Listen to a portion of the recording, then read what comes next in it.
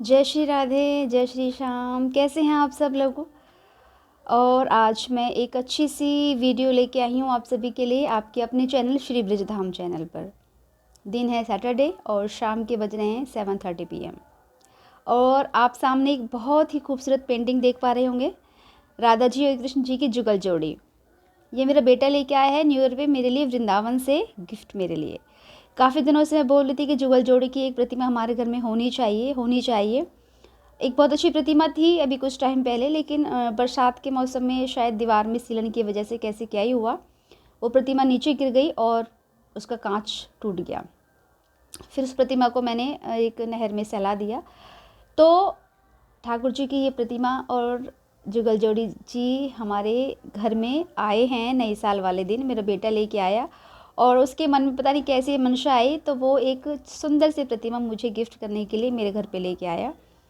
और देखिए सामने कितनी सुंदर छवि, तो इनको दिखाना तो ज़रूरी था भाई। मेरे ठाकुर जी इतने सुंदर ही हैं कि सबको दिखाने का मन करता है, तो सोचा क्यों ना छोटी सी आज वीडियो बना ली जाए और आप सबको उनके दर्शन भी कराए जाएं। तो सबसे पहले तो नए साल की बहुत बहुत हार्दिक शुभकामनाएं आप सभी को। और जैसा कि आपने देखा होगा कि अभी लास्ट में मेरे 3 व्लॉग जैसे कुछ वीडियो आई हैं, एक्चुअली वो मैं अपनी फैमिली के साथ अपने बच्चों के साथ घूमने के लिए गई थी मोहताबाद। एक बहुत अच्छा हिल स्टेशन जैसे कि बोलेंगे कि पहाड़ों का एरिया है, बहुत ही अच्छा वहाँ का एटमॉस्फेयर था और बहुत अच्छा व्यू था वहाँ का। तो मैंने सोचा छोटी सी वीडियो बना ली जाए, तो लेकिन छोटी सी करते करते वो काफ़ी बड़ी वीडियो बन गई और 3 पार्ट्स में मुझे वो आपके साथ सामने डालनी पड़ी। वो इसलिए क्योंकि एक साथ अगर मैं इतने सारे टाइम की लंबी वीडियो डालती तो शायद आप लोग नहीं देखते और इन्जॉय नहीं कर पाते। तो मुझे लगा कि कुछ कुछ मिनट्स की कन्वर्ट करके वो वीडियो डाल देनी चाहिए, तब मैंने कुछ कुछ मिनट्स की वो वीडियो कन्वर्ट करके आप लोगों के सामने पेश की और शेयर की अपने यूट्यूब चैनल पे, श्री ब्रजधाम चैनल पे। और वो बहुत अच्छी अच्छी थी। उसमें मंदिर भी थे काफ़ी सारे और एक क्या कहते हैं जैसे बनी का मंदिर होता है वैसे ही वहाँ पहाड़ों पर मंदिर बना हुआ है, वैसे ही वो वीडियो थी, काफ़ी अच्छी थी। और मैंने एक सोचा है, मेरी मेरे बहुत ही अच्छे फ्रेंड ने मुझे सलाह भी दी है कि आने वाले टाइम में, अभी तो मेरे सब्सक्राइबर बहुत कम हैं, आने वाले टाइम में अगर कुछ अच्छा होगा तो ठाकुर जी की कृपा रही, उनका आशीर्वाद रहा और आप जैसे भी दोस्तों का सपोर्ट रहा, प्यार रहा, तो एक नया चैनल हम क्रिएट करेंगे जिसमें सिर्फ मेरे व्लॉग ही व्लॉग रहेंगे। और मेरे फ्रेंड ने बहुत अच्छी मुझे ये सलाह दी, सजेशन दिया है, लेकिन अभी मैंने थोड़ा सा पोस्टपोन किया हुआ है कि कुछ और होने दीजिए हमारे इस चैनल को कामयाब, उसके बाद फिर हम कुछ नया करने के बारे में सोचते हैं।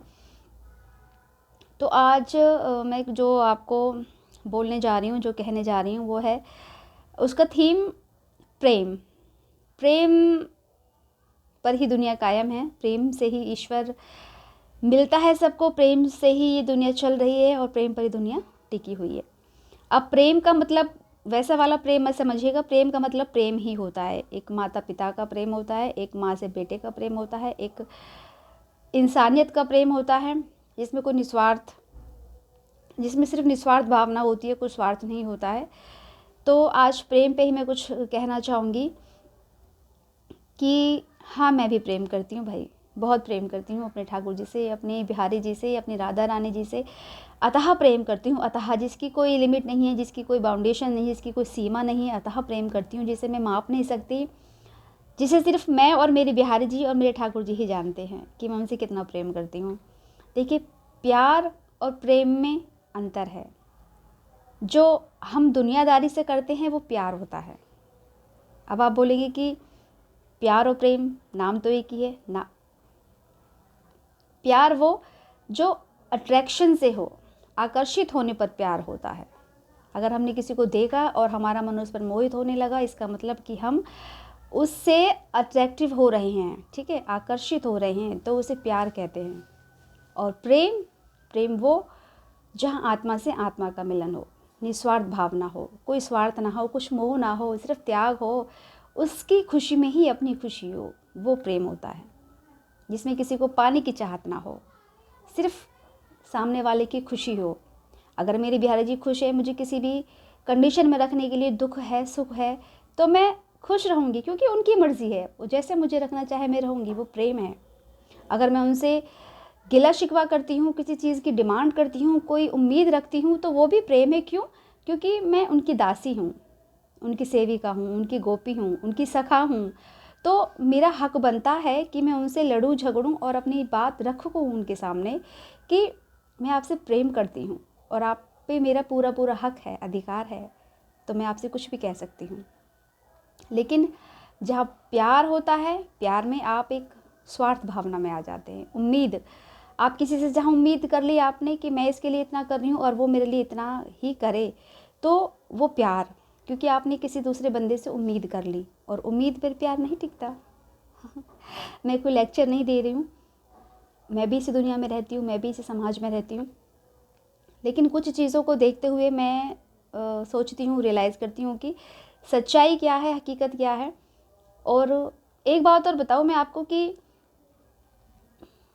जब आप किसी के प्यार में होते हैं और इस मोह माया में आपको पता है ईश्वर के अलावा कोई आपका साथ नहीं देगा, कोई आपका संग नहीं देगा, एक ना एक मोड़ पे सब आपको छोड़ के चले जाने हैं, क्योंकि ये रिश्ते ही ऐसे हैं। इन रिश्तों में और भावनाओं में आप बहक के जो चीज़ें करते हो ना, वो चीज़ें आपके लिए सही नहीं होती, हितकारी नहीं होती, फिर अंत में आपको ठोकर खा के इस सांवरे का ही हाथ थामना पड़ता है, और वही आपका हाथ थामता है, आपको हर मुसीबत से उठाता है, हर अच्छे बुरे का ज्ञान करवाता है, फिर आपको संभाल के गले से लगा लेता है और कहता है देख मैं हूँ ना तेरे साथ, मैं हूँ तेरे साथ, तो क्यों खामखा के टेंशन लेता है, क्यों दुनियादारी के चक्कर में पड़ता है। मैं हूँ ना, मुझे बस मुझे याद कर, मेरा जाप कर, मेरा हरि कीर्तन कर, सिर्फ मुझे याद कर।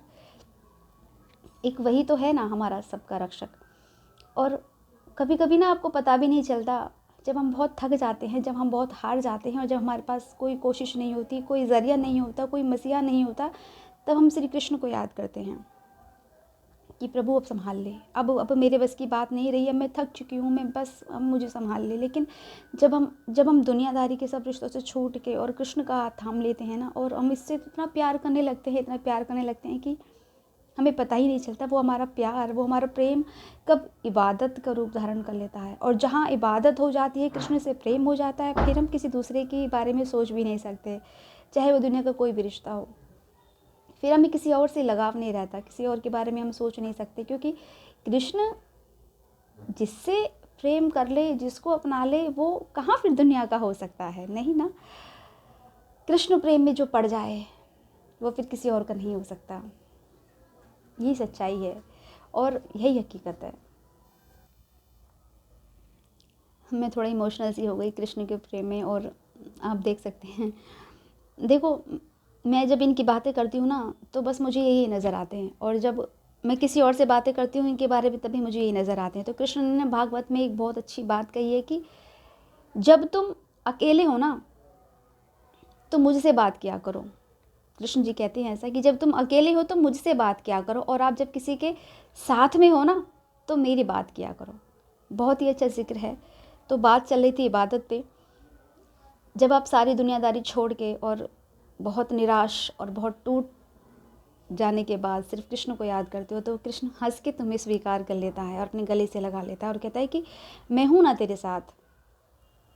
चाहे दुनिया की कोई भी मोह माया, कोई भी धर्म संकट, कोई भी विपदा, कोई भी समस्या सामने खड़ी हो जाए, लेकिन कृष्ण हमेशा आपके साथ खड़ा रहेगा, हमेशा आपकी बाहें थामे रहेगा, हमेशा आपका हाथ थाम के आपको उठना सिखाएगा, चलना सिखाएगा, और उस समस्या से चुटकियों में आपको दूर कर देगा। आपको पता भी नहीं चलेगा कि कब कृष्ण से दुख में किया हुआ प्रेम वो आपकी इबादत बन जाएगी, आपको खुद नहीं पता चलेगा। और जब सांवरिया अपना हाथ आपके हाथों में दे देता है, या आपका हाथ पकड़ के आपको उस मुसीबत से दूर कर लेता है, तो आपको पता भी नहीं चलता कि आप कृष्ण के प्रेम के बंधन में बन चुके हैं। दुनिया के सारे बंधन झूठे हैं, एक ना एक दिन ख़त्म हो जाने, लेकिन जब आपकी अंतिम सांस चल रही होगी ना, तब यही सांवरिया आपको पकड़ने के लिए आएगा, संभालने के लिए आएगा कि चलो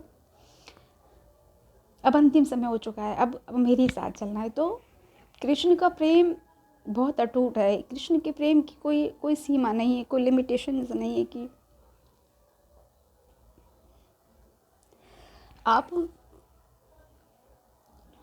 मैं ऐसा नहीं है कि मैं किसी और इष्ट देव की बात नहीं करती है, मैं जाती नहीं हूँ, लेकिन जब से कृष्ण से प्रेम हुआ है ना, कृष्ण की लगन मुझे लगी है, बस मुझे कृष्ण दिखते हैं, और लगता है कि भाई यही सब कुछ है, यही ज़रिया है सब कुछ, और तमाम संकटों की, तमाम मुसीबतों की सिर्फ एक कृष्ण ही तो है हमारा मसीहा।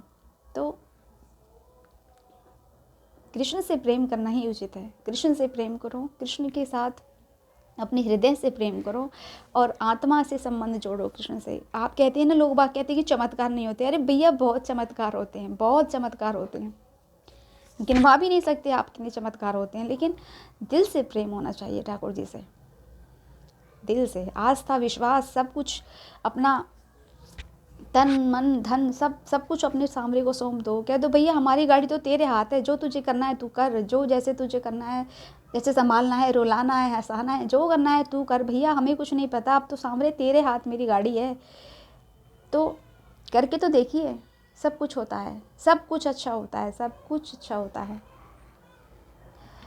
और बस मैं कुछ ज़्यादा इमोशनल हो गया सांवरे के प्रेम में, क्योंकि इस महीने वृंदावन जाना हो नहीं पा रहा और काफ़ी सर्दी है। और सॉरी अगर माइक में थोड़ा डिस्टर्बेंस हुआ होगा तो कोऑपरेट कीजिएगा। और जैसे कि मैं कह रही थी कि वृंदावन जाना हो नहीं पा रहा मेरा, लेकिन इस संडे यानी कि कल संडे है, कल संडे को छोड़ के शायद अगले संडे बरसाना जाना हो।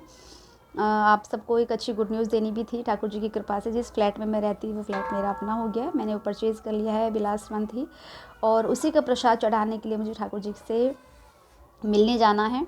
और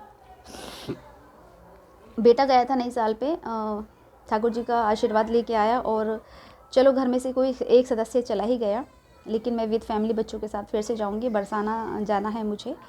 तो नई साल पे तो बेटा वृंदावन होके आ ही गया है, प्रसाद चढ़ा के आ गया है। और ठाकुर जी की प्रतिमा जो आपको मैं सामने दिखाई रही हूँ, राधा जी के साथ जो गलजोड़ी लेके आया था नई साल पे, हमारे घर में ठाकुर जी आए विद राधा जी के साथ। और अब देखिए फिर मेरा कब राउंड लगता है, जब हमारी राधा रानी बुलाएगी हमें तभी मैं जाऊँगी। तो शायद अगले संडे जाने की कुछ प्लानिंग है।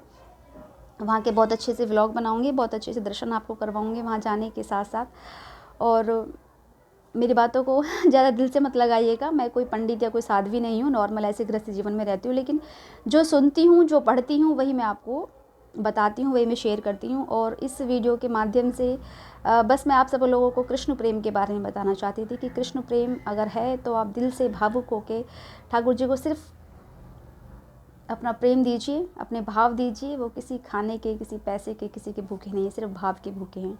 जिस दिल में कृष्ण बसते हैं ना, बस वो वही जानता है कि कृष्ण प्रेम में कितना आनंद है। तो आपको वीडियो कैसी लगी? अच्छी लगे तो शेयर कीजिएगा और श्री ब्रजधाम चैनल को सपोर्ट कीजिएगा, सब्सक्राइब कीजिएगा अगर आपको अच्छी लगती है तो। और मैं चंचल चौहान फिर से आती रहूँगी, ठाकुर जी की सखी, उनकी दासी, उनकी सेविका, फिर से आती रहूँगी एक अच्छी सी वीडियो बनाने के लिए। वीडियो आप देखते रहिएगा। और इस दौरान अगर इमोशनल में ज़्यादा ही हो गई थी, भावुक, मेरे मुंह से कुछ और निकल गया हो, कोई अपशब्द निकल गया हो, तो उसकी क्षमा प्रार्थी रहूँगी। तो आप शेयर कीजिएगा, सब्सक्राइब कीजिएगा और मेरा सपोर्ट कीजिएगा। जय श्री राधे, जय श्री श्याम।